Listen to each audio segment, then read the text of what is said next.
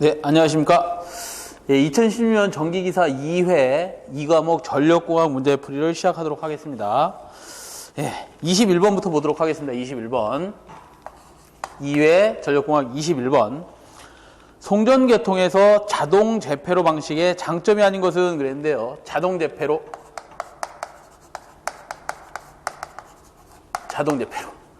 자, 전원단이 있고요. 수전단이 있습니다. 예를 들어서 이상한 전압이 발생을 이렇게 했습니다. 그게 뭐예요? 이상한 전압이 뇌에 의한 이상한 전압이 발생을 하면 우리 철탑으로다 이렇게 철탑을 이용해서 얘를 전송해주고 있는데요. 이 철탑에 이상한 전압이 이렇게까지 오면 여기에 철탑에 뭐가 달려있죠? 애자가 달려있습니다. 애자의 공기의 저련을 파괴해서 이놈이 대지로다 이렇게 한 선이 지락된 지락고장을 발생을 시켜버립니다. 일선 지락 고장을 발생을 시킵니다.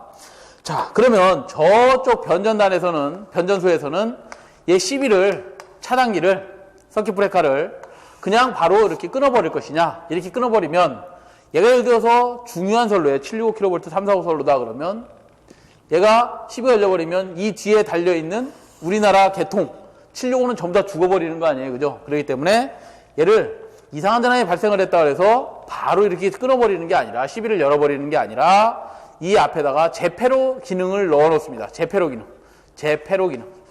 자, 재패로 기능이 뭐냐? 재패로 기능은 이상한 전압이 발생을 하면 순간적으로 지락고장이 발생한다 그랬으니까 먼저 이 개통에 시비를 오픈해 봅니다. 오픈을 합니다.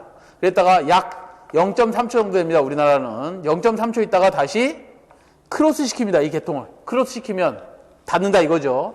선로를 다시 닫아주면 고장이 완전히 없어졌다 그러면 그대로 운전을 하는 것이고 고장이 아직도 지속되고 있다 그러면 얘를 오픈시킵니다. 오픈시켰다가 또 T초 있다가 선로를 크로스 시켜보고 크로스 시켰는데도 아직도 고장이 지속돼 있더라 그러면 오픈시키고 여기까지를 우리가 재패로 한다. 재패로 하는 기능이다. 그래서 이렇게 재패로 하는 기능이 들어가 있을 때 문제에서 장점이 아닌 것을 그랬는데 1번부터 보시면 신뢰도가 향상된다. 당연히 한 번에 이 선로를 차단하는 것보다는 신뢰도가 향상될 거고요. 공급 지장 시간이 단축된다. 예를 들어서 공급 지장이 뭐예요? 얘가 없다면, 재패로 기능이 없다면 이 공급을 다시 재개하는데 시간이 오래 걸리겠죠. 그렇지만 얘가 단축된다. 3번에 보호 개전 방식이 단순화되지는 않죠. 얘 때문에, 재패로 기능 때문에 보호하는데, 이 선로를 보호하는데 좀 복잡해지겠죠. 그래서 답이 3번이 되겠네요. 3번. 자, 그 다음 22번을 보겠습니다. 22번은 삼상삼로의 송전선로의 성간거리가 각각 50cm, 60cm, 70cm인 경우 기하학적 평균 등가 성간거리를 구하시오 그랬네요. 자, 우리 성간거리가 뭐냐? 이렇게 철탑이 있습니다. 예를 들어서 철탑이 있는데 암이 이렇게 일자로 되어 있습니다. 일자로. 그러면 애자를 이용해서 전선을 이렇게 매달아 놨겠죠. 이걸 우리가 뭐라 하죠? 수직배열 또는 수평배열이죠. 수평배열일 때 이 전선 간의 거리가 예를 들어서 50cm, 60cm, 그 다음에 여기서 이렇게 70cm 이렇게 주어졌다. 110cm가 되겠네요. 100cm 이렇게 주어졌다. 이럴 경우가 있고 또는 철탑을 이용해서 얘를 암 길이를 이렇게 정삼각형으로 합니다. 정삼각형. 애자를 이용해서 정삼각형으로 이렇게 전선을 포설했을 경우와 또는 얘 암의 길이는 이렇게 길고 얘 암의 길이가 요만하고 얘 암의 길이는 요만하다 그러면 전선이 비정삼각형으로 이렇게 달릴 경우가 있겠죠. 서로 이럴 때 간에 전선 간의 이격거리, 걔를 우리가 등가성간거리라고 합니다. 이 등가성간거리를 구하시오. 등가성간거리를 구하는데 첫 번째 예를 들어서 수평배열되어 있다. 얘의 거리를 D, 얘의 거리를 D,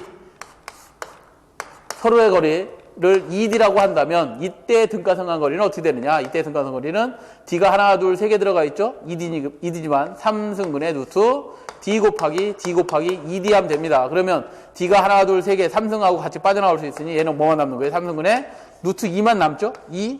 D로 이렇게 빠져나올 수 있다. 그래서 수평배열일 때는, 수직배열일 때는 등가성간거리를 이렇게 구할 수 있다. 다음에 등가성간거리를 구하는데 전선이 예를 들어서 이렇게 배치되어 있답니다. 정삼각형 배치되어 있다. 그럴 때 얘 거리 D라면 이때는 뭐예요? 3승근의 루트 D 곱하기 D니 얘는 다시 D가 3승근으로 빠져나올 수 있다 그러면 뭐만 남는 거야? D만 남는 거죠. 그래서 정삼각형 배치에서의 등가상각거리는 어떻게 구한다? D다. 다음 등가상각거리를 이렇게 배치했다 그랬어요. 방금 전에 삼각형으로 배치를 하되 전선을 이렇게 배치했답니다. 이렇게 비정삼각형으로 이렇게 배치했을 때 얘를 뭐 D 1번, 2번, 3번 도체라고 한다면 D1, 2, D2, 3간 D3Y다. 얘 등가상각거리를 어떻게 구한다? 3승근의 루트 D12 곱하기 D23 곱하기 D31으로 구하시면 되겠죠. 이렇게 세 가지 방법을 반드시 알아두시고 구하시면 되겠습니다. 그런데 여기서는 50, 60, 70이니까 이런 경우가 되겠죠. 50, 60, 50, 60, 70이 되겠네. 그죠? 비정삼각형으로 이렇게 배쳤을 때 요식으로 구하면 되겠습니다. 그래서 3승근의 루트 얘는 뭐냐? 50cm, 60cm, 70cm니까 50 곱하기 60 곱하기 70 이렇게 구하시면 되겠죠. 기본 단위 뭐 cm로 구하라 했으니까 cm 그대로 넣어주면 되겠네요. 그래서 단위 환산할 필요는 없고 요 계산기 잘 누르셨더니 59.4 그래서 답이 3번이 나오더라. 이렇게 계산하시면 되겠습니다. 그래서 세 가지 경우는 꼭 좀 외워두시고요. 그 다음에 23번을 보겠습니다. 수력발전소에서의 흡출관의 사용 목적이 뭐냐 그랬는데 수력발전소 이렇게 그려보죠. 수력발전소가 있습니다. 물을 이렇게 땀에다가 가둬놨어요. 이렇게 파이프를 댐에다가 파이프 쭉 꽂아서 바로 이렇게 파이프를 꽂을 수는 없고 왜냐면 여기 흙이고 뭐고 먼지가 다 깔아앉아 있을 거 아니에요. 그죠? 뭐 시체도 깔아앉아 있습니다. 이런 것들 다 깔아앉아 있는 거 여기 와서 탁 막아버리면 안 되잖아. 그죠? 그래서 이렇게 파이프를 기역자로 꺾어서 여기다가 취수탑을 만듭니다. 취수탑을 만들고 여기다가 문을 만듭니다. 물량을 조절할 수 있는 취수구를 만들어 놓고요. 취수구를 만듭니다. 취수구를 만들어 놓고 취수탑을 이렇게 만들어 놓은 다음에 여기다가 조합수조를 설치해 놓습니다. 조합수조. 물이 이렇게 얇은 관이기 때문에 여기 안에 물이 이만큼 얘 압력하고 같게 이렇게 차 있겠죠. 물이 여기 차 있습니다. 그 다음에 수압관을 설치해서 여기다 터빈을 달아주고요. 터빈 위에다가 이렇게 발전기를 달고 물을 내려보내면 터빈 날개가 이렇게 물을 받아 놓고 물을 탁탁 때리면 터빈 날개가 쑥 돌겠죠? 돌면서 발전기가 회전을 할 건데 이 물 쓰고 나온 버린 물을 어떻게 하죠? 방수를 통해서 버려버리겠죠? 이렇게. 그럼 터빈이 할 일을 다 한 겁니다. 자, 이렇게 하는데 우리나라 발전소들은 남한강 수계 쪽에 주로 몰려 있는데 남한강 수계 쪽에 낙차가 다 작습니다. 이 외국 같은 데 가시면 낙차가 막 1800m, 뭐 1000몇백 m 이렇게 되는 데가 많아요. 그렇지만 우리나라는 대개 몇 메다냐 여기가 대개 20m, 30m 밖에 안 됩니다. 20m 밖에 30m 밖에 안 되니 낙차를 어떻게든 유연낙차를 좀 더 높여놓으면 발전이 잘 되겠죠. 터빈을 잘 돌리겠죠. 그래서 그 낙차를 좀 더 높이기 위해서 이 버리는 물 있잖아. 방수로 버리는 물을 여기다 관을 이렇게 하나 묻습니다. 이 관을 묻어놓고 이 관 안에 물을 충만시킵니다. 이렇게 충만. 꽉 차게 하면 이것도 유연낙차에 포함됩니다. 그래서 요만큼 낙차에다가 플러스 요 흡출관의 높이까지도 HP라고 할게요. 흡출관의 높이까지도 유효하게 사용해 먹으려고 뭐 하는 거다? 만들어 놓은 관이 흡출관이다. 그래서 23번을 다시 보시면 흡출관을 사는 목적이 뭐냐 그랬는데 유연낙차를 어떻게 하려고? 더 크게 하려고. 그래서 답이 2번이 되겠죠. 얘를 흡출관이라고 한다. 흡출관. 자, 24번을 보시면 24번은 초고압 차단기에 개폐 저항기를 사용하는 이유가 뭐냐 그랬는데 자, 개폐 저항이 뭐 하는 거냐면요. 어떤 이상전압이 들어왔을 때 차단기를 좀 보호해주기 위해서 차단기에다가 저항체를 달아주는 겁니다. 자, 무슨 소리냐면 우리가 개통이 예를 들어서 Y결선에 직접 접지를 해놓았다. 한 선에 이상 지락고장이 발생을 했습니다. 지락고장이 어떨 때 발생한다고? 철탑이 있으면 철탑에 전선을 매달았는데 그 전선에 뇌가 쳐요. 그럼 그 뇌가 이상한 전압이 이렇게 전파되면서 여기에 예를 들어서 도전로가 형성됐다. 이렇게 공기전을 파괴하고 도전로가 형성되면 얘는 철탑은 대지에 접재해놨으니까 당연히 상형주파 60Hz도 이렇게 오다 말고 길 생겼네 이러고 이렇게 빠져버립니다. 그럼 일선지락 고장이 발생한 거예요. 그죠? 이런 일선지락 고장이 발생하면 우리나라 같이 직접 접지를 해놓은 이런 계통에서는 그 고장 전류가 대단히 큽니다. 대단히 크다.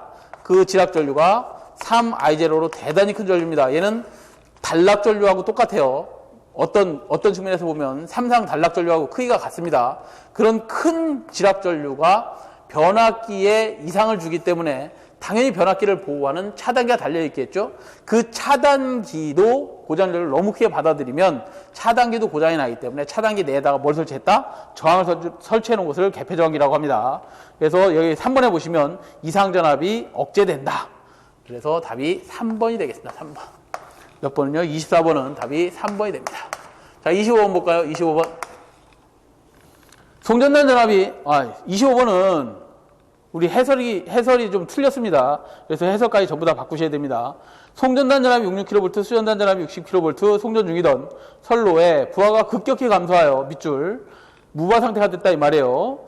수전단 전압이 올라간답니다. 13.5kV가 되었다. 전압 강화를 구하셔야 되는데, 여러분들 이걸 풀이해 놓으신 분이 잘못한 게 아니라, 풀이한 분이, 이렇게밖에 풀이를 할 수가 없었어요. 왜 그러냐면, 공단 답이 오답인데, 이걸 수정을 안 해줍니다. 공단에서. 자, 무슨 소리냐. 우리가 전압 강화율하고 전압 변동률의 개념을 출제하신 분이 좀 혼동을 하시는 것 같아요. 뭐 더 이상 말씀을 안 드리겠습니다. 전압 강화율이라는 건 뭐냐면, 우리 변전소가 있어요. 예를 들어서 서브스테이션. 그래서 전선을 쭉 끌고 와서 우리 수용과 뭐가 있다? TR이 있습니다. 수용과 TR. 송전단에서의 송전해주는 전압을 우리가 VS, 소스 측의 전압이라고 하고요. 수전단에서의 전압을 우리가 VR, 리시브 전압이라고 합니다. 받는 전압. 이 받는 전압이 예를 들어서 이러죠. 100V를 만들어줬는데 90V밖에 안 오면 나머지 10V는 뭐가 된 거죠? 전압 강화가 된 거죠. 이 전압 강화는 왜 일어나는 거야? 선로 갖고 있는 임피던스와 부하를 최대로 사용할 때, 부하를 사용할 때에 흐르는 전류에 의해서 그 팩터 차만큼 곱해진 게 뭐예요? 얘가 전압 강화죠. 전압 강화입니다. 그래서 전압 강화를 여러분들 이렇게 구하고 있어요. 전압 강화는 ZI다. 그래서 Z라는 놈은 R 플러스 J의 X 값을 갖고 있고, I라는 놈은 부하 전류는 벡터량이라고 했습니다. 벡터량. 코사인 세타 마이너스 J의 무효분도 같이 갖고 있는 지상의 부하다. 지상의 부하. 여기서 우리가 전압 강화를 구할 때 어떻게 구했죠? 단상으로 구하면 I의 R 코사인 세타 플러스 X의 사인 세타 값이다. 나머지는 과정은 쓰지 않겠습니다. 어쨌든 전압 강화를 이렇게 구하고 있는데, 이 가운데 생긴 거, 얘를 100분율로 나타낸 거, 전압 강화를 100분율로 나타낸 게 뭐예요? 결국 여기서의 요만큼의 전압 강화율이 되는 거지. 전압 강화율. 그래서 전압 강화율을 우리가 뭐 대라고 표기한다면, 델은 수전단 전압을 100으로 봤을 때 전압 강화의 차, 걔를 우리가 전압 강화율이라고 합니다. 다 있으면 얘가 뭐가 되는 거야? VR분의 VS, 송전단 전압 마이너스 수전단 전압 곱하기 100%를 전압 강화율이라고 합니다. 자, 이렇게 여러분한테 설명을 다 드렸는데, 이 전압 강화율을 구해라 놓고 이상한 걸 갖다 넣어놨습니다. 왜냐면 전압 변동률은 뭐냐면, 이 부하를 전부하로 걸었을 때, 전체 부하, 전부하로 걸었을 때 수전단의 변압기에 생기는 수전단 전압이 이게 뭐예요? 같다 이거야. 수전단 변압기의 전압과 전부하를 걸었을 때 전압이 어떻다? 같은 전압이야. 여기서 부하를 다 꺼버렸습니다. 그럼 무엇가 된 거예요? 무부하 상태가 됐어. 무부하 상태가 되면 전압이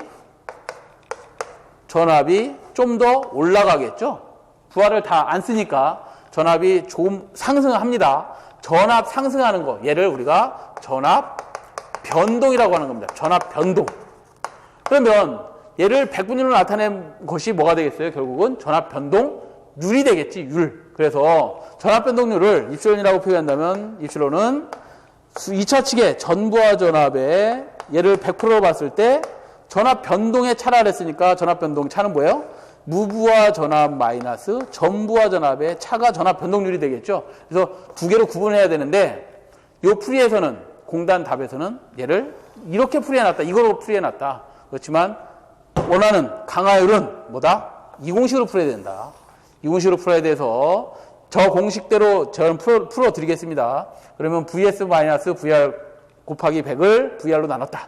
VS가 송전단 전압이 얼마 주어졌다? 66kV 마이너스 수전단 전압이 얼마 주어진 거예요? 62kV가 주어졌다. 얘를 몇으로 나눠줘야 된다? 수전단 전압 62kV로 나눠주고 곱하기 100% 하면 얘가 6.45%의 전압 강하율이 생깁니다. 전압 강하율이 얼마가 생기는 것이다? 6.45가 된다. 근데 우리 답에서는 전압 변동률을 구해놨다. 좀 잘못된 문제입니다. 잘못된 문제인데 여러분들이 좀 판단을 하셔야 하는 범위에 있어요. 이거는 뭐 저희들이 공단이 잘못됐다, 뭐 풀이가 잘못됐다 이렇게 말씀을 드릴 수는 없고, 그래서 여러분들이 좀 판단하셔서 풀이하도록 하겠습니다. 다른 문제, 요 똑같은 문제가 아니고 다른 전압 강하율을 구해라. 요런 공식이 아닌, 요 숫자가 아닌 다른 문제에서는 전부 다 이 공식대로 풀어놨습니다. 전압 강하율을. 그러니까 요 문제만 잘못됐다. 공단에서 답이 요 문제만 잘못됐다. 그렇게 받으시면 되겠고요. 저희들도 지속적으로 문제 제기를 했기 때문에 아마도 잘 출제가 되진 않을 겁니다. 요 문제는. 자, 그리고 보시고요. 26번으로 넘어가겠습니다. 26번. 이상전압에 대한 방호장치가 아닌 것은 그랬는데 이상전압. 이상전압엔 여러 가지가 있다 그랬습니다. 이상전압은 첫 번째 외부에서 생긴 이상전압과 내부에서 생긴 이상전압이 있습니다. 외부에서 생긴 이상전압은 우리 개통에서 생긴 거, 저쪽 송전선로 배전선로에 생긴 이상전압, 거기에 외부 이상전압이라고 하는데 그 이상전압은 직경내와 유도례에 의한 전압, 유도례에 의한 이상전압 이렇게 구분할 수 있고요. 내부에 생긴 이상전압은 크게 차단기를 온오프할 때 생기는 전압, 개폐, 서지라고 하겠습니다. 서지 이상전압, 그 다음에 지속성 이상전압으로 구분합니다. 지속적으로 발생하는 지속성 이상전압이 있습니다. 자, 개폐서지 이상전압의 가장 대표적인 놈은 무부하, 부하가 없는데 선로가 충전되어 있어. 충전선로 개방시 이상전압입니다. 개방 이상전압이 가장 크고 대표적입니다. 지속성 이상전압에서는 대표적인 놈이 일선 지락시, 한 선이 지락됐을 때 나머지 건전한 상, A, B, C상 중에서 A상이 지락됐다. 그럼 건전한 BC상의 전위가 상승됩니다. 일선 지락시 건전상 전위 상승을 지속성 이상전압의 가장 대표적인 놈으로 봅니다. 물론 지속성 이상전압에도 한 5가지가 있고요. 개폐서지 이상전압에도 약 5가지 정도가 있습니다만 그 중에 대표적인 게 누구라고요? 얘하고 얘다. 그렇게 구분하십니다. 자, 그 이상전압에 대한 방어가 뭐예요? 반격, 그죠? 어떤 보호 능력을 갖는 방호장치가 아닌 것은 그랬는데 외부 이상전압에 대해서는 이렇게 방호를 하면 됩니다. 철탑에 예를 들어서 전선이 있는데 이상전압이 이렇게 생겼다 그러면 얘를 제거하려면 어떻게 하면 된다? 얘한테 내 안 맞게 하면 되죠? 뭐 깔아야 돼? 가공지선을 설치한다. 가공지선을 설치하고요. 이 철탑을 접지해놨는데 접지장 값이 너무 높아. 접지장이 너무 높으면 여기에 뇌를 치건 걔가 여기에 전선로를 이렇게 파괴해서 이렇게 섬락을 일으킵니다. 섬락을 일으키는데 걔 저항값이 높으면 다시 전류값이 대지로 방전하지 못하고 거꾸로 이렇게 들어가서 전선에 영향을 줍니다. 이걸 우리가 역섬락이라고 하는데 그 역섬락을 제거하려면 R값을 작게 해주면 되죠. R값을 작게 해주는 것은 매설지선을 설치합니다. 매설지선을 설치해주면 됩니다. 매설지선. 다음에 여기서 이 뇌전류가 전선으로 못 들어가고 밖으로 빠지게 할 수 있는 방법이 있어요. 걔가 뭐냐? 여기다 피레기 설치하면 됩니다. 피레기 설치해서 얘를 접지하면 되겠죠? 피레기 설치해 놓는 거 방법, 이런 방법들이 있다. 피레기 설치하든지, 매설지선을 설치하든지, 가공지선을 설치하든지. 자, 이게 외부에서의 이상전압에 대한 대책이고요. 내부에서의 이상전압에 대한 대책은 당연히 SA, 서지 흡수를 설치하든지 아니면 최근에는 SPD라는 걸 설치합니다. 이런 방법들을 취하면 얘가 대책이 됩니다. 그래서 이런 것들이 대책이 되겠다. 그래서 답을 보시면 피레기, 가공지선, 서지 흡수기 이런 것들은 뭐라고요? 대책이 되지만 방전 코일은 대책이 될 수 없다. 방전 코일은 뭐 하는 거예요? 콘덴서에 전하가 축적되어 있는 것을 강제적으로 방전시켜주는 거, 그걸 우리가 방전 코일이라고 합니다. 그래서 콘덴서에 전하가 축적되어 있는데 사람이 만졌다. 그러면 오징어 되는 거죠? 예, 감전이 됩니다. 그러니까 전하가 축적되어 있으면 전압이 살아있는 거기 때문에 그런 거 만지면 안 되니까 방전을 빨리 시켜줄 때 사용하는 게 방전 코일이다.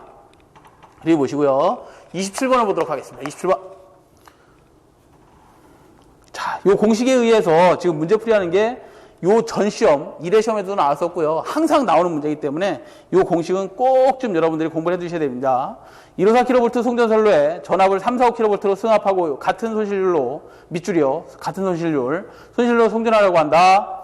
송전 전력은 승합 전에 약 몇 배가 되겠는가 그랬는데, 우리 손실률을 H라고 표기하고요. H는 삼상 전력에 대한,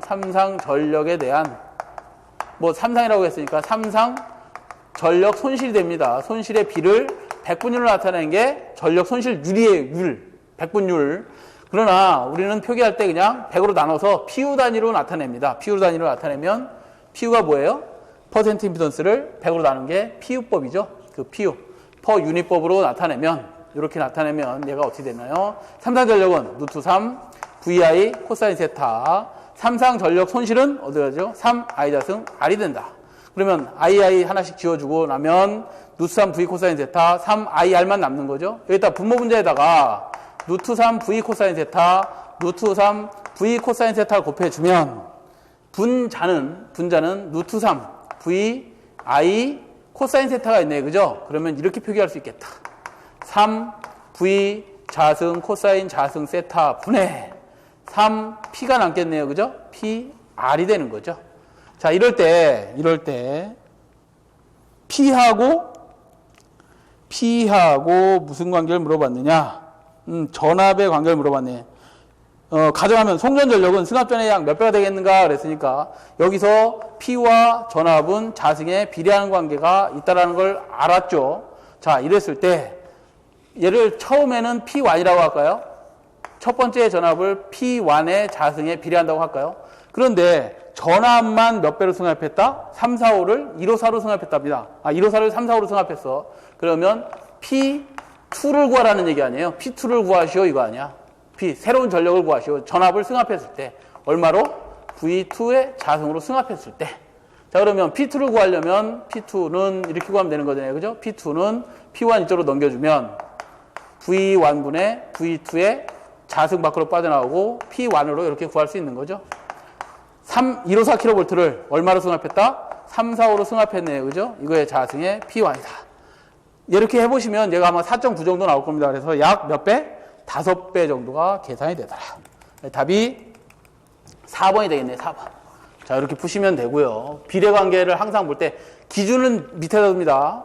내가 기준이다. 나 기준인데 얘가 변함으로써 전압이 2배로 변함으로써 또는 154를 3, 4로 변함으로써 나는 새로운 놈을 어떻게 구하는 건데 이렇게 기준을 세워서 공식을 하나 만드시면 됩니다.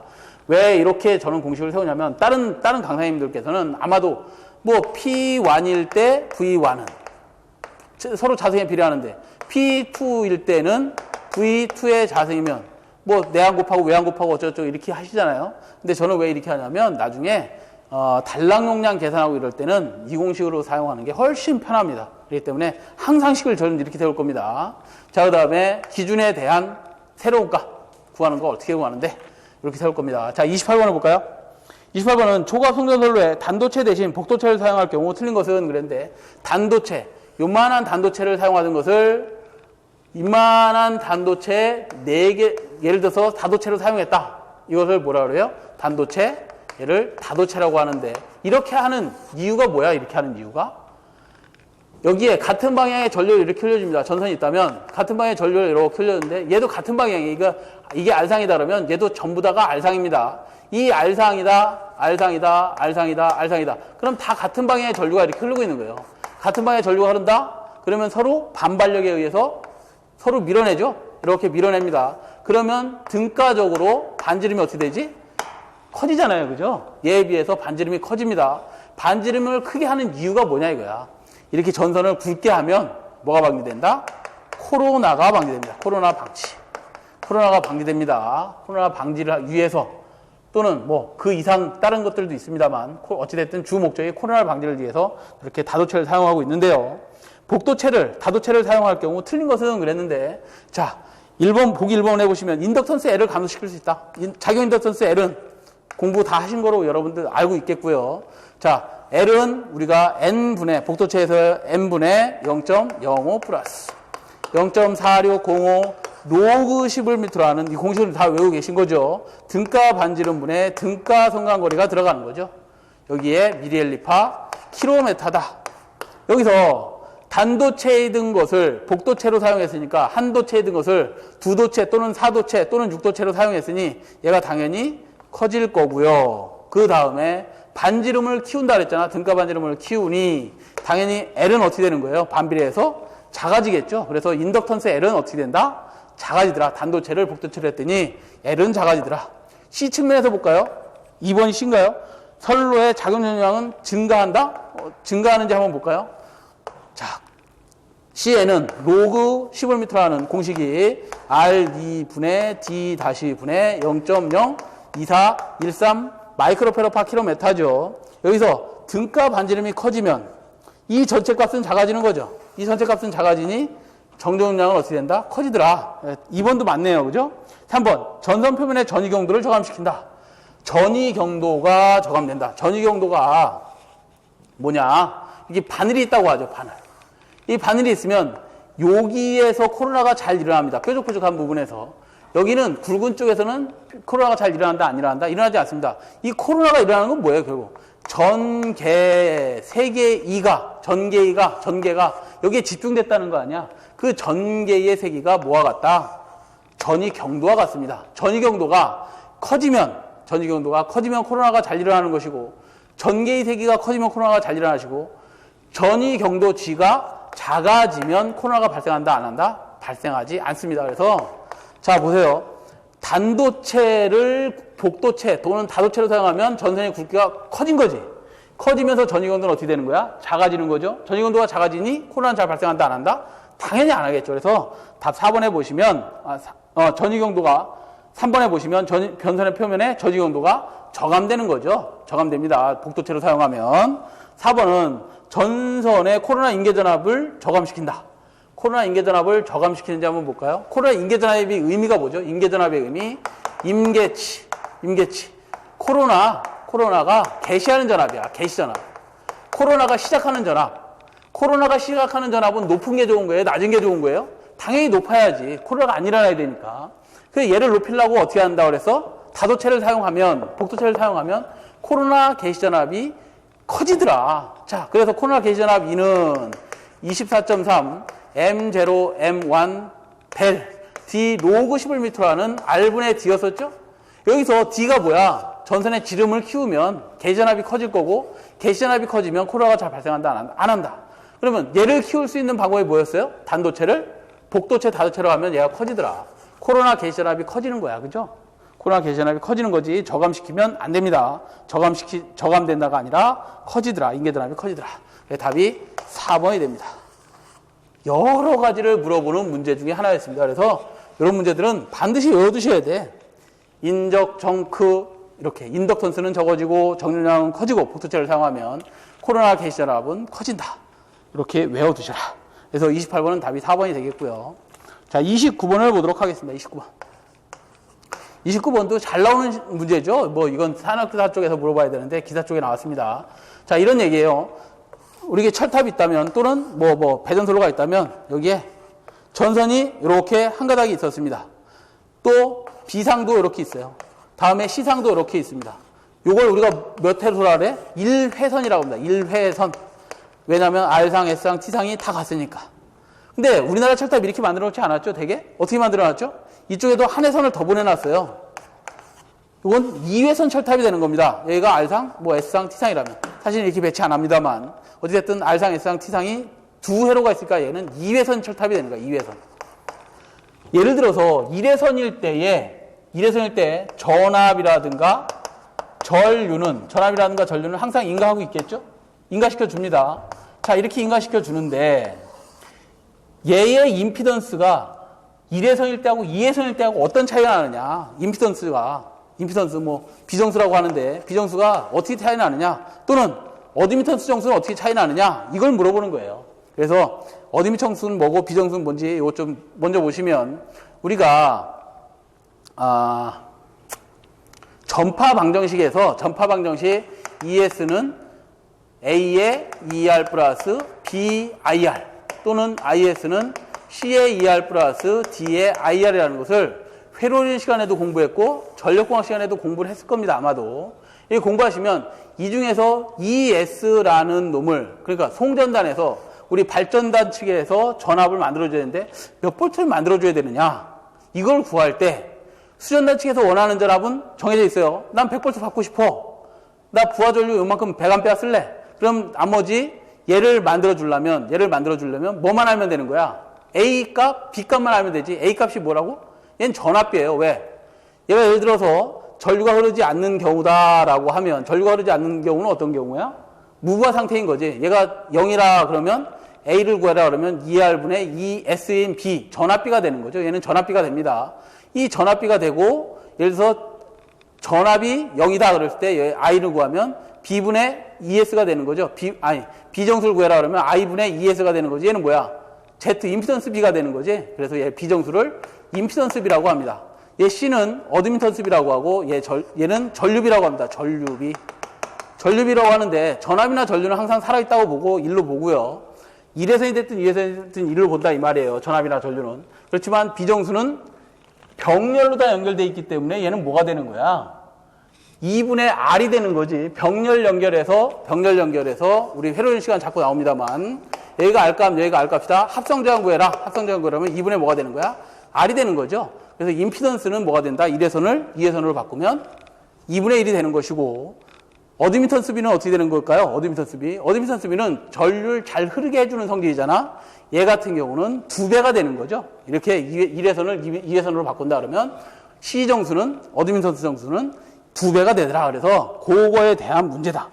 예를 들어서 A, B, C, D가 2회선이 이렇게 생기면 1회선이 된 것을 2회선으로 바꾸면 B정수인, 임피던스 정수인 B정수는 어떻게 변하는데? 당연히 2분의 B가 되더라. 이렇게 되는 겁니다. 2분의 1인 B가 되더라. 답이 3번이 됩니다. 정규 시간이면 좀 이걸 자세히 좀 설명을 드렸으면 좋겠는데, 뭐 시간상 어찌됐든 이렇게만 끝내겠습니다. 이렇게만 말씀을 드리고, 자, 그 다음에 30번을 보도록 하죠. 30번. 송전계통에서 일선지락 시 유도장애가 가장 적은 중성점 접지 방식은 그랬습니다. 30번은 유도장애는 뭐 때문에 일어난다? 유도장애가 일어나는 것은, 유도장애는 무엇 때문에 일어나면 전류의 크기에 의해서 유도장애가 발생합니다. 즉 무슨 소리냐? 이렇게 우리가 중성점을 직접 접지한 경우가 있고, 예를 들어서 중성점에다가 소리액터를 설치한 경우가 있다고 한번 보죠. 이럴 때 한 선에 지락고장이 발생을 하면, 소리액터 계통에서의 한 선에 지락고장이 발생을 하면 그 지락전류가 직접 접지 계통에서는 대단히 큽니다. 얼마? 3I0만큼 대단히 큽니다. 근데 얘가 소리액터 계통에서 예를 들어서 지락고장이 발생을 하면 이때의 지락전류는 너무나 작아서 그냥 송전해도 될 정도입니다.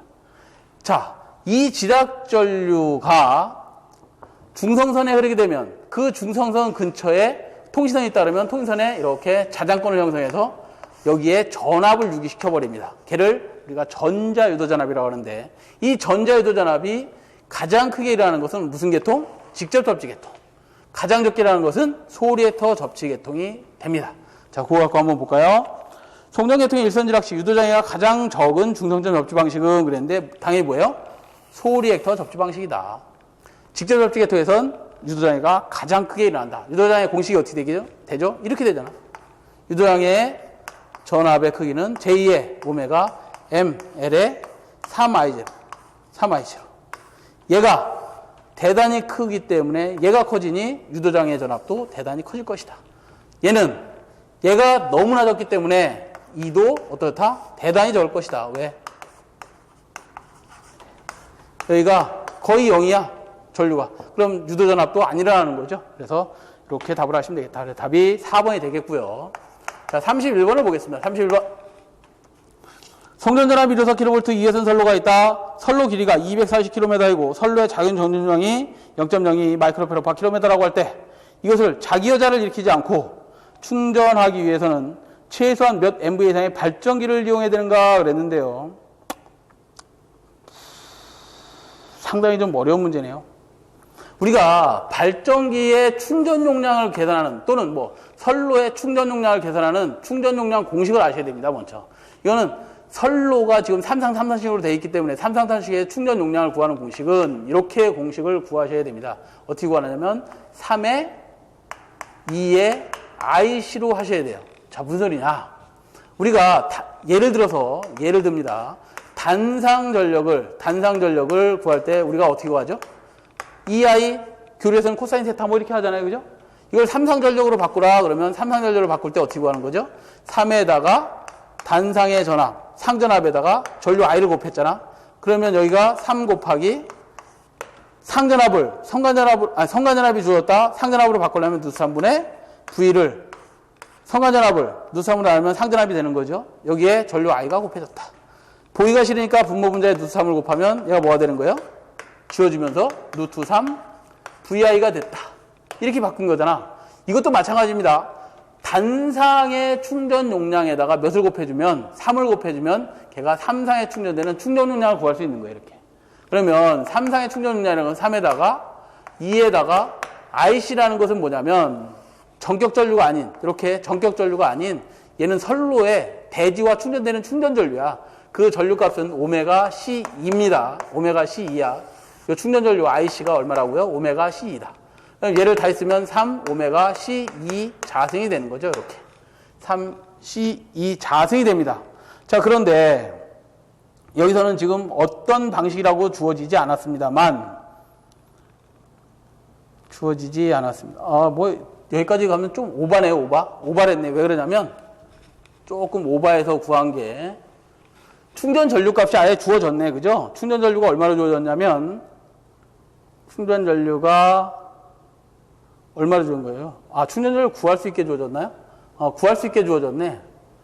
그럼 충전 전류를 우리 풀이처럼 9에다 넣겠습니다. 이렇게 여기서 한 게 아니라 충전 전류를 9에다가 요식에다 넣겠습니다. 충전 전류 구하는 공식은 아까도 말씀을 드렸습니다만 IC는 어떻게 구했어요? 오메가 C2였다. 얘는 오메가 2파이 F에다가 C가 작용 전류량입니다. 이 작용 전류량이 얼마 주어졌어요? 0.02 곱하기 10에 마이너스 6승을 해준 이유는 마이크로페럿을 뭘로 바꿔야 돼? 킬로미터당 1km당의 마이크로페럿을 주어졌으니까 얘를 뭘로 바꿔야 돼? 페럿 단위로 바꾸면 기본 단위, 페럿 단위로 바꿔야 기본 단위 암페어가 나올 거 아니에요. 그죠? 그러니까 10에 마이너스 6승을 곱해주고 곱하기 그 다음에 길이가 주어졌나요? 길이가 주어졌나 한번 보세요. 240km. 1km당의 값이니까 얘가 1km당의 값이니까 240km 주었으면 240km를 곱해야 되겠죠? 이렇게 곱하고 그 다음에 전압이 주어졌는데 전압 오메가 C2니까 2가 상전압을 구하라 했으니까 우리 누트 3분의 성간전압 154 kV를 000 볼트로 다 바꾸고 기본 단위로 바꾸고 이렇게 IC를 먼저 구해주면 얘가 얼마가 나온 거예요? 걔가 160.89A가 나온 겁니다. 이렇게 89A가 나오고 이걸 구한 것을 여기다 갖다가 대입을 시킵니다. 그러면 내가 본다 3 곱하기 전압 이 값 한번 볼까요? 이 값이 얼마 주어진 거예요? 2가 우리 풀이대로 하니까 조금 그렇네요. 얘가 전압 이 값을 넣어줘야 되는데 우리 성간전압이 주어졌으니까 누수 3분의 154 000 해주면 되겠죠? 000 곱하기 160. 얼마? 89A 해주면 값이 나오더라. 걔가 얼마 나오냐? 걔가 나온 값이 얼마 나왔을 건데 잘 보시면 저 위에 문제 2회선 선로가 있답니다. 여기다 곱하기 몇 배 해줘야 돼? 2배를 해줘야지만 된다. 자, 이렇게 해서 구했네요. 이렇게 해서 구한 값이 얼마다? 결국 86 MVA가 나오더라. MVA. 메가볼트 암페어가 나오더라. 이렇게 구하시면 되겠습니다. 그래서 답이 몇 번이냐면 2번이 답이 되겠네요. 좀 어려운 문제네요. 그죠? 충전 용량을 구해라. 하나로 구하는 게 아니라 2회선 선로 걸 다 구해라 그랬으니까 QC는 3, 이 IC 공식에서 어떻게 된다? IC를 구해다 놓고 그 다음에 전압을 여기 성간전압을 상전압으로 나눠야 되고 두수함으로 나눠야 상전압이 나오는 것이고 3배에다가 곱하기 몇 배 해줘야 된다고? 2회선 거 곱하기 2를 해주면 되더라. 이렇게 해주시면 되겠고요. 32번을 보도록 하겠습니다. 자, 방향성을 갖지 않는 계정기는 그랬는데 방향성을 갖지 않는 계정기, 방향성. 우리 OCR 계정기 답이 2번인데요. 답부터 알려드리면 OCR 계정기는 오버 커런트 딜레이입니다. 그냥 과전류가 흐르면 동작하는 계정기예요. 과전류. 그렇기 때문에 얘는 방향성이 전혀 없습니다. 나머지 1번 전력 계정기는 뭐냐면 역전력. 그러니까 전력이 우리 수전단에서 발생한 게 송전단으로 넘어갔냐, 송전단에서 전력을 발생해서 우리한테 넣어준 전력이 얼마냐, 이걸 방향성을 갖고 있어야 됩니다. 그 다음에 비율 차동 계정기는 나중에 말씀드리겠습니다만 이건 무조건 방향을 가지고 변압기를 보호한다든가 발전기를 보호할 때 사용하는 게 비율 차동 계정기고요. 그 다음에 선택질환 계정기는 SGR입니다. SGR, 셀렉티브. 어느 회선에 어느 방향으로 전류가 흐르고 있는지를 검출해내는 게 셀렉티브 그라운드 딜레이입니다. 그래서 SGR은 방향성이 있다. 요거만 방향성이 없는 계정기가 되겠습니다. 나중에 우리 계정기 편을 볼 기회가 있으면 그때 좀 다시 좀 해드리도록 하겠습니다. 자, 33번을 보자. 자, 33번은 투투나인 3상4선의 중선선 다지접지 계통에서 특징에 대한 내용으로 틀린 것을 찾으시오 그랬는데 답부터 먼저 말씀을 좀 드리면 답이 3번입니다. 3번에 좀 볼까요? 3번은 각상에 접속된 부하가 불평일 때도 불완전 일선 지락 고정의 검출 강도가 상당히 예민하다 그랬는데 다시요. 각상에 접속된 부하가 불평형일 때도 불완전 일선 지락 고정의 검출 강도가 상당히 예민하다가 아닙니다. 예민하지 않습니다. 왜 예민하지 않냐면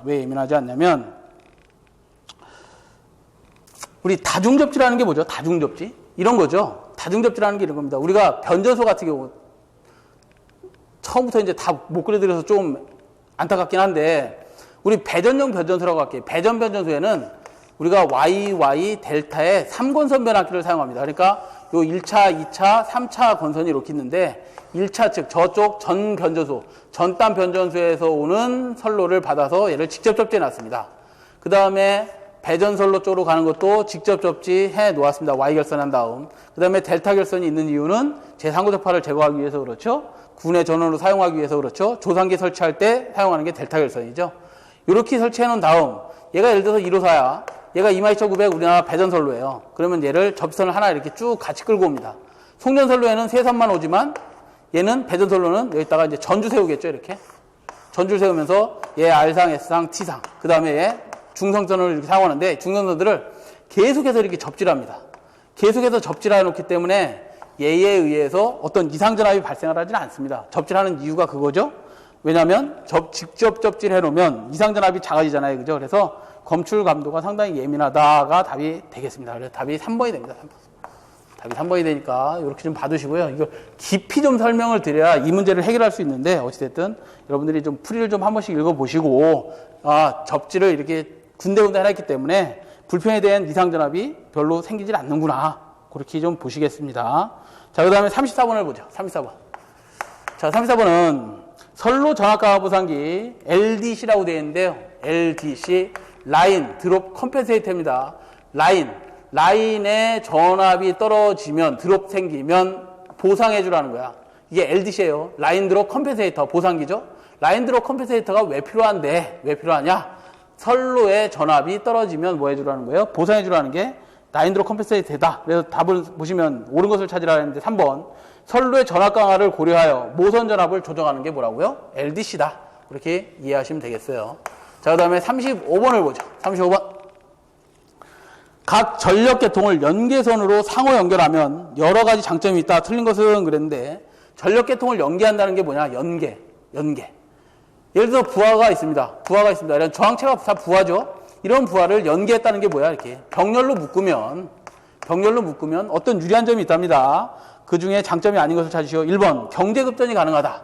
이게 부하를 이렇게 묶든 전원계통을 이렇게 병렬로 묶으면 그러니까 부하가 하나 예를 들어서 있어. 부하가 있으면 얘에서도 공급해 줄 수 있고 얘에서도 공급 가능하고 얘에서도 공급 가능하고 얘에서도 공급이 가능하겠죠. 그래서 평형하게 어떤 전압을 나누든지 용량을 나눠서 얘한테 공급해 주면 된다. 그래서 1번은 맞고요. 다음에 2번 보시면 주파수의 변화가 작아진다. 그렇죠. 주파수 변화가 당연히 작아지겠죠. 얘 주파수 떨어진다? 그럼 얘가 보상해주고 얘가 발전기라면 당연히 얘 주파수 떨어지면 얘가 보상해주고 서로 이렇게 보상해주는 역할을 할 수 있습니다. 그 다음에 세 번째, 전력계통의 신뢰도가 증가한다. 얘 하나가 고장나더라도 얘에서 좀 더 부담해서 공급해주고 부담해주면 얼마든지 신뢰도가 향상됩니다. 네 번째, 배후 전력이 크기 때문에 고장이 적으며 당연히 고장이 많이 일어나죠. 이렇게 연계해 놓으면 하나로 와서 이렇게 부하 하나에다 연결하면 전원이 하나 있다? 그러면 이렇게 했을 때 하고 이런 경우는 당연히 고장이 자주 일어나죠. 그래서 고장이 크기 때문에, 배후 전력이 크기 때문에 고장이 적으며가 아니라 고장이 많고 그 영향 범위가 작아지는 게 아니라 영향 범위가 커지겠죠. 이걸 우리가 뭐 나중에 배우겠지만 캐스케이딩 현상이라고 하는데 그 캐스케이딩 현상을 제거하는 방법, 이런 것들을 나중에 좀 배우셔야 됩니다. 그래서 35번은 답이 4번이 되겠습니다. 고장도 많이 일어나고 그 영향 범위도 커지지만 어찌됐든 변압기를 효율적으로 이용할 수 있고 발전기를 효율적으로 이용할 수 있기 때문에 저렇게 계통을 전부 다 연결합니다. 그래야 안정도도 커지는 거죠. 안정도가 뭐야? X값을 줄이는 방법. 병렬로 연결하면 X값이 작아진다. 자, 36번은 송전선래 현수 애자련 옆면섬락과 가장 관계가 먼 것은 그랬는데, 현수 애자련의 옆면섬락이 뭐예요? 옆면섬락이 이런 거죠. 철탑이 있습니다. 철탑이 있고 여기에 애자련, 애자 10개다. 예를 들어서 애자가 10개 있다. 이건 애자 개수당 애자 하나 개수가 이렇게 1년으로 한 년으로 묶여진 거, 이걸 1년 현수애자라고 합니다. 현수애자 이렇게 묶여진 걸 1년이라고 하는데, 이 1년 현수애자의 옆면섬락과 가장 관계가 먼 것은 그랬는데, 이상한 전압이 발생했을 때 애자가 깨지거나 뭐 파괴되거나 이렇게 할 수 있겠죠. 그 애자가 파괴되는 것을 방지하는 것이 아닌 것은 그랬는데 답이 1번입니다. 1번 댐퍼는 뭐예요? 댐퍼. 전선의 끝부분, 이쪽 철탑에서도 거의 끝부분쯤에 이렇게 갯벽다리 같은 게 달려 있을 거예요. 얘를 우리가 댐퍼라고 하는데, 이 댐퍼를 다는 이유는 이 전선이 가지고 있는 어떤 주파수가 있어. 고유 주파수. 그 다음에 어떤 날씨, 바람에 의해서 얘와 지가 갖고 있는 무게가 딱 공진돼 버리면, 이 공진돼 버리면 전선이 계속해서 흔들립니다. 계속해서 흔들리는데 그게 공진이 깨지기 전까지는 얘가 계속해서 흔들려서 얘가 단선이 일어나 버립니다. 이 단선이라는 걸 방지하기 위해서 진동을 없애는 거, 전선이 흔들리는 것을 방지하는 게 뭐예요? 댐퍼죠. 얘는 이상한 전압에 의해서 보호되는 놈이 아니라, 애자련 보호하는 게 아니라, 이 댐퍼는 진동 방지다. 그래서 답이 1번이 되겠고요. 37번을 보도록 하겠습니다. 자, 37번은 유연학차가 100m, 최대 사용유량이 20세제곱미터/s인 발전소의 최대 출력을 구하시오. 단 수차 및 발전기의 합성 효율은 85%라고 한다. 그런데 자, 우리가 이렇게 출력을 구하라 할 때 이렇게 구하셔야 됩니다. 세 가지 출력을 알고 계셔야 돼. 발전소가 있어요.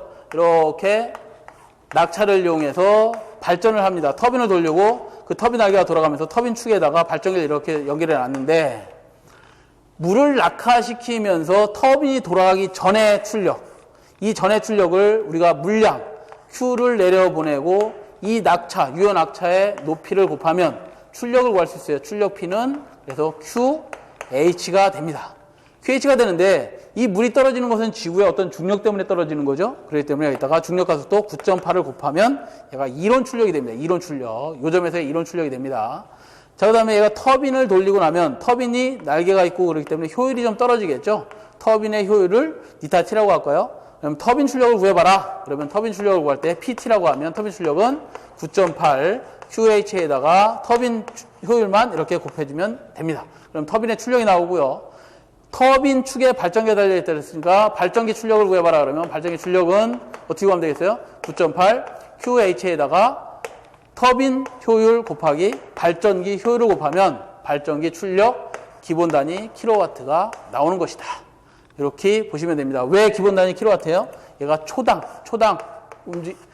발생하는 전력의 크기입니다. 왜 그러냐면 얘 Q 유량이 세제곱미터 그릇 최적이죠. 최적의 크기가 세제곱미터죠. 요거에 초당 단위가 초당 물을 쏟아붓는 양이 주어졌기 때문에 초당 킬로와트가 계산된 겁니다. 그래서 PG는 이렇게 구한다. 그래서 이 공식에다 놓고 구하시면 되는데, 자, 우리가 풀이를 같이 볼까요? 풀이는 9.8 QH 리타 T 리타진데 9.8에다가 최대 사용유량이 20이라 그랬으니까 20 그대로 넣어주고 기본 단위 주어졌네. 세제곱미터/s 곱하기 유연학차가 몇 메다? 유연학차가 100m 주어졌어요. 그죠? 100m 유연학차. 그 다음에 이타치는 얼마?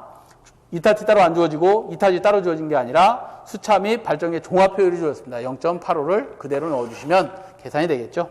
그래서 답이 2번이 되겠습니다. 2번. 이렇게 구하셔라. 자, 그 다음에 38번을 보겠습니다. 38번도 우리가 변압기의 용량 계산하는 편, 그러니까 부하율, 수용률, 부등률에 대해서 공부를 하신 분만 좀 풀 수 있는 문제입니다. 각 수용가의 수용 설비 용량이 50kW, 100kW, 80, 60, 150kW이다. 이때 수용률이 0.6, 0.6, 0.5, 0.5, 0.4이다. 자, 무슨 소리냐? 이렇게 변압기의 용량을 계산해야 되는데 부하들이 5개 정도 있는 것 같습니다. 그죠? 이렇게 5개가 있습니다. 5개가 있을 때 이 각각의 부하가 여기가 50kW짜리가 하나 있고 여기가 100kW, 뭐 등등 80, 여기 얼마? 60, 150짜리가 이렇게 있답니다. 킬로와트죠. 당연히 유효전력을 소비하죠. 유효전력을 소비하는 킬로와트를 소비하는 또는 와트를 소비하는 이런 부하가 있는데 이 부하가 한 번에 전부 다 50kW를 다 쓰는 게 아니라 냉장고하고 이렇게 표현하면 좀 그렇지만 히터하고 에어컨을 같이 트는 분은 없으니까 히터 부하 이렇게 따로 에어컨 부하 따로 분리를 해서 진짜 쓰는 부하는 요거에 50%만 사용한다 그러면 50%만 사용한다 그러면 걔가 수용률이다. 그 수용률이 0.5다. 또는 얘의 수용률은 얼마 주어졌어요? 0.6이다. 또 얘의 수용률은 얼마? 0.5. 얘의 수용률 0.5, 얘의 수용률 0.4다. 이렇게 다 주어졌을 때 여기에 각 수용가의 최대 전력의 합이 여기 걸릴 텐데 각 수용가 최대 전력의 합이 여기 걸릴 거고 여기는 각 수용가 최대 전력이 걸리겠죠. 각 수용가 최대 전력이 이렇게 걸릴 겁니다. 이렇게 걸리는데 각 수용가 최대 전력은 당연히 킬로와트로 걸리겠죠. 근데 이 문제에서는 변압기 용량을 계산하라 했으니까 변압기 용량은 당연히 kVA로 구합니다. 자, 그럼 kVA는 이렇게 구하는 거죠. 우리가 P는 VI 코사인 세타다 그러면 얘는 당연히 단위가 뭐예요? 단위가 역률이 곱해졌으니까 킬로와트였다.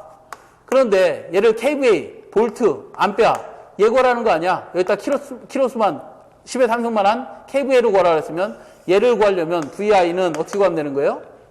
요 킬로와트를 뭘로 나누면 되는 거야? P 킬로와트를 역률로 나누면 되잖아. 역률 코사인 세타를 킬로와트로 나누면 이렇게 나누면 kVA가 계산되는 거니까 요 kVA 구할 때는 어떻게 한다? 당연히 코사인 세타분의 킬로와트를 나눠주면 kVA가 나오는 것이다. 자, 이렇게 알아두시고 요 상태에서 kVA 구하라 했으니까 kVA 구하는 공식은 부등률식에서만 구하시면 됩니다. 부등률식에서. 여러분들이 공식을 다 알려드릴 수는 없고 부등률식은 합성한 최대 전력, 최대 전력 킬로와트 분의 얘가 뭐예요? 부등률식은 각 수용과 최대 전력의 합이다. 그 아래 공식은 다 있으니까 공식을 좀 참고하시고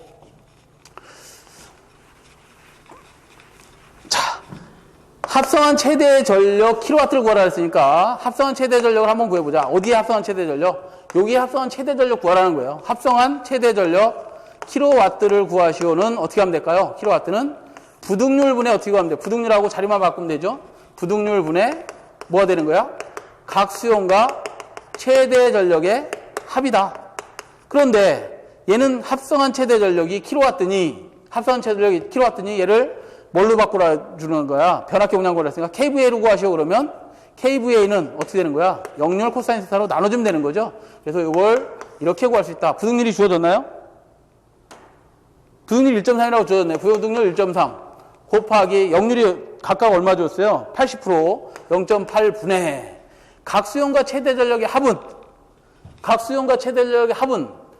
얘 곱하기 수용률을 곱하면 되는 거잖아. 설비용량에다 수용률 곱하면 각 수용과 최대 전력의 합이 되니까 제가 예를 들어서 50kW짜리가 수용률이 0.6이랍니다. 0.6입니다. 0.6 플러스 합이라 그랬으니까 합합니다. 저기에 100kW짜리 수용률은 얼마예요? 0.6이다. 플러스 얼마 계속해 나가면 걔가 답이 나오더라 이 말이야. 이렇게 계산하면 됩니다. 그래서 요 개념을 알고 계셔야지 이 문제 푸는 게 중요한 게 아니에요. 그래서 kVA는 어떻게 구하고 킬로와트는 어떻게 구하고 부등률식은 어떻다. 요를 공부하신 다음에 보시면 크게 어려운 문제는 아닙니다. 그래서 답이 4번이 되겠고요. 자, 39번을 보겠습니다. 자, 39번은 그림과 같은 주상변압기 2차 측 접지공사의 목적은 무엇이냐 그랬는데 자, 우리가 설비 시간에 배운 거를 응용하시면 됩니다. 법규 시간에 배우신 거. 자, 설비 시간에 이렇게 배웠을 거예요. 변압 이동접지의 목적이 뭐죠? 이동접지의 목적? 이동접지 공사하는 목적은 고압측과 저압측이 어떤 원인에서 혼촉됐을 때 2차 측에 부하를 달아놨어요. 1차 측에는 22,900V야. 여기는 380V 부하야. 근데 혼촉이 됐어. 그러면 이 2차측 부하에 몇 볼트가 걸려버리는 거예요? 22,900이 그대로 걸리는 거죠. 그러니까 그거를 저감하기 위해서 몇 종 접촉 공사한다? 제2종 접촉 공사하잖아요. 이 이유가 뭐냐 이거지. 2종 접촉 공사하는 이유는 2종 접촉 공사했잖아요. 지금 그죠? 2종 접촉 공사하는 이유는 고저압 혼촉 시 수용가의 부하 측의 전위 상승을 뭐 하려고? 억제하려고 2종 접촉 해놓는 거예요. 그래서 답이 4번이 되는 거죠. 4번.